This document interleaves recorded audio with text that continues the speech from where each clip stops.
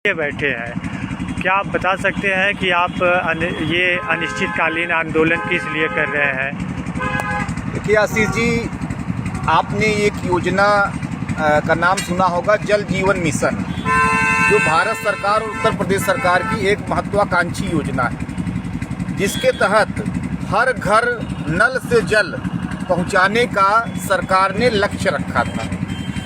उसी के मुताबिक उन्होंने कई लाख करोड़ रुपया उत्तर प्रदेश में खर्च किया। इसमें प्रयागराज जनपद में लगभग 3900 करोड़ रुपया आवंटित हुआ है। और हम जहां आंदोलन पे बैठे हैं, इस जसरा ब्लॉक में और शंकरगढ़ ब्लॉक में 440 करोड़ रुपया एक कंपनी को हर घर नल से जल पहुंचाने के लिए दिया गया है, जिसमें वो कंपनी यानी कार्यदायी संस्था का जो कार्य है बहुत धीमा है और बहुत भ्रष्टाचार है।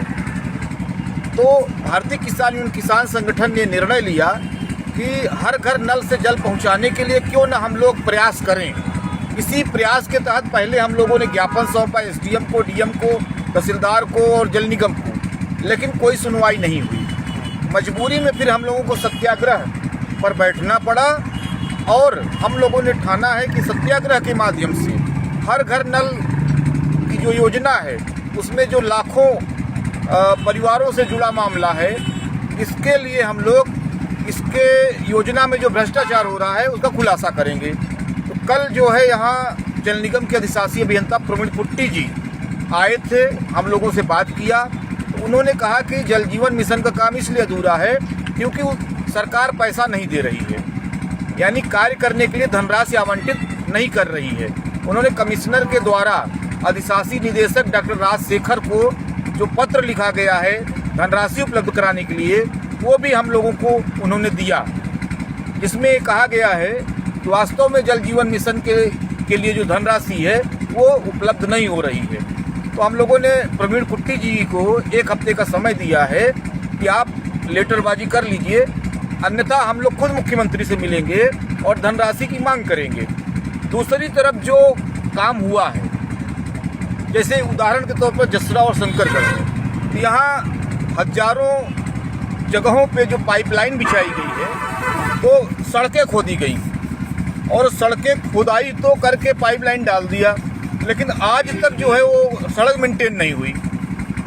जैसे हम लोगों ने दिखाया अभी पीछे वाली रोड, ये हाईवे वाली स्कूल जो है सीधे जाती है, यहाँ भी जेसीबी से गड्ढा खन करके और पाइपलाइन डाली गई है और सड़क जो त्यों छोड़ दी गई है। तो जहाँ जहाँ ये जल जीवन मिशन का काम चल रहा है और पाइपलाइन खोदने के बाद जहाँ गड्ढा है, सड़कें बर्बाद हो गई हैं, उसके मेंटेनेंस के लिए भी हम लोग दबाव बना रहे हैं। उसके पुनर्निर्माण के लिए भी हमने कार्यदायी संस्थाओं को हमने ज्ञापन दिया है और हिदायत दी है कि अगर 15 दिन के भीतर अगर खुदी हुई सड़कें मेंटेन न हुई, उनका पुनर्निर्माण न हुआ, तो हम लोग इसी जो कार्यदायी संस्था है वेद प्रकाश पुंगालिया के ऑफिस पे जो भीटा में है, वहाँ पे आंदोलन करेंगे और इसके बाद हम लोग सीधे मुख्यमंत्री जी से शिकायत करेंगे कि जल जीवन मिशन में भ्रष्टाचार है और जिस तरह से ये कार्य हो रहा है कोई संभावना नहीं दिख रही है कि हर घर नल से जल पहुँचेगा।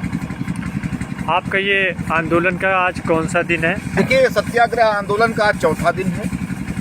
दूसरे दिन हम लोग के पास यहाँ पहले ही दिन से यहाँ अधिकारी आ रहे हैं। पहले नायब तहसीलदार आए, फिर दूसरे दिन यशोघूरपुर और तमाम जो सुरक्षा व्यवस्था से लगे लोग हैं वो आए। तीसरे दिन फिर यहाँ पर एसडीएम आई और अधिशासी अभियंता जल निगम प्रवीण पुट्टी जी आए, लेकिन दोनों लोगों से जो वार्ता हुई है उस पर कोई निष्कर्ष नहीं निकल पाया। एसडीएम से तो नोकझोंक भी हुई किसानों की, क्योंकि उनके पास समय नहीं था कि वो फरियादियों से बात करें। इससे किसानों ने कहा कि ठीक है, आप यहाँ से चले जाइए, जब समय होगा तो आइएगा। और चौथे दिन आज पहले नायब तहसीलदार आए 12 विजय कुमार जी, उन्होंने ज्ञापन लिया और 3-4 जो हमारी मांगे थी उस पर उन्होंने कहा कि हम इस पर तत्काल कार्रवाई करेंगे। फिर वो मौके पर भी गए, लेकिन कोई समाधान नहीं हुआ।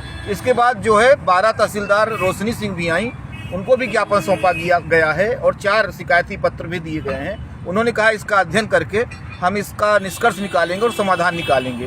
तो निर्णय ये हुआ है कि जब तक आप निष्कर्ष निकालिए, जब तक आप समाधान निकालिए, अगर मौके पे कोई कार्रवाई नहीं होगी तब तक हम उठेंगे नहीं। यानी समस्या का समाधान हमें दिखना चाहिए, हमारे जो पीड़ित लोग हैं उनको समाधान मिलना चाहिए, तब हम ये यहाँ से उठेंगे। तब तक सत्याग्रह आंदोलन जारी रहेगा। राजीव चंदेल जी, हम आपसे एक जानकारी और चाहते हैं कि आप बड़े अधिकारियों को यह सूचना दिया गया है?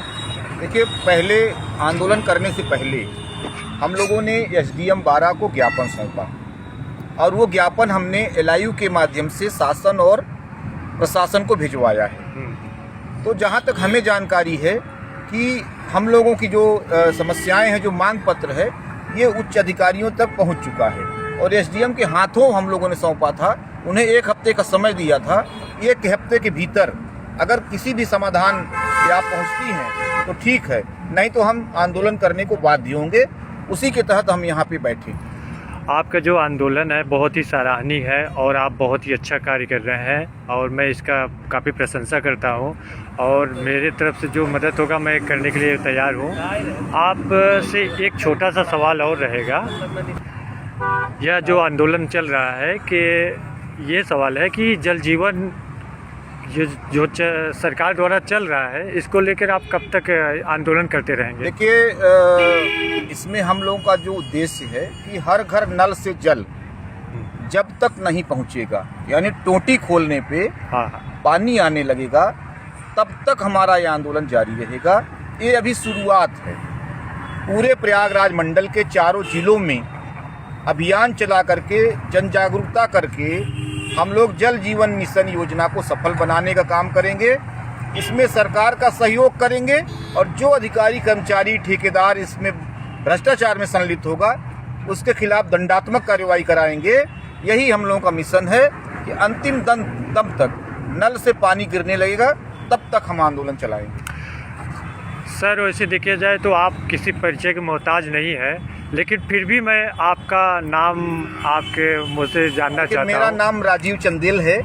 मैं भारतीय किसान यूनियन किसान का पूर्वांचल प्रभारी हूँ और यहाँ पे प्रयागराज मंडल में एक प्रभारी के तौर पे हम मॉनिटरिंग कर रहे हैं। किसानों के साथ हम एकजुट हैं। जो जी, बहुत बहुत धन्यवाद भैया। थैंक यू, आपको भी धन्यवाद।